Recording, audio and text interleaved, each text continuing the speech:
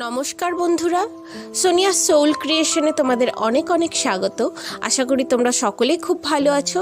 যদি আমার ভিডিওগুলো ভালো লেগে থাকে অবশ্যই করে লাইক করে দিও, কমেন্ট করে দিও, সাবস্ক্রাইব করে দিও আর সকলের সঙ্গে শেয়ার করে দিও, কারণ তোমাদের একটা লাইক, একটা কমেন্ট, একটা সাবস্ক্রাইব আমাকে অনেক অনেক করে মোটিভেশন দেয় এবং পরবর্তী ভিডিওর জন্য উৎসাহ পাই।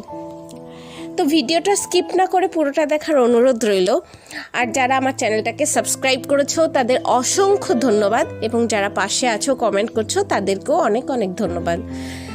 যারা নতুন আসছো তারা অবশ্যই করে সাবস্ক্রাইব করে দিও এবং বেল আইকনটা প্রেস করে দিও।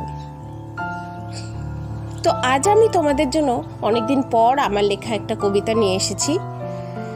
নাম বুকের ভেতরটা যেন চিনচিন করছে।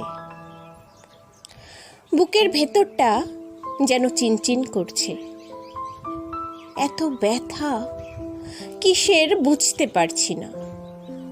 আঘাত তো লাগেনি, অনেক বছর আগে হৃদয় ভেঙেছে ঠিকই, কিন্তু তার আওয়াজ কেউ শুনতে পায়নি।